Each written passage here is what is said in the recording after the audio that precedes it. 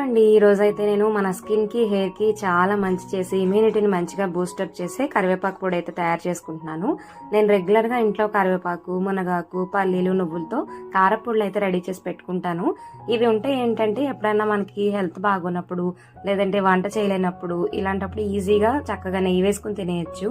పెద్దగా కర్రీస్ తో కూడా పని ఉండదు అనమాట. ఈజీగా హ్యాపీగా తినేయచ్చు, మళ్ళీ వెతుక్కోవాల్సిన అవసరం కూడా ఉండదు. అందుకే ఏదో ఒక పొడిని రెడీ చేసుకుని ఇంట్లో పెట్టుకుంటే మనకి సేఫ్ సైడ్ ఉంటుంది కదా. నేనైతే ఈ రోజు కరివేపాకు కూడా అయిపోయిందని చేస్తున్నాను. దీనికోసం కరివేపాకు తీసుకుని మంచిగా వాష్ చేసుకుని పీల్ చేసి పక్కన పెట్టుకున్నాను.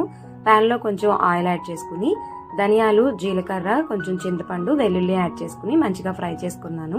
అవి బాగా ఫ్రై అయిన తర్వాత ఎండుమిర్చి కూడా కారానికి సరిపడినంత యాడ్ చేసుకుని ఫ్రై చేసుకున్నాను.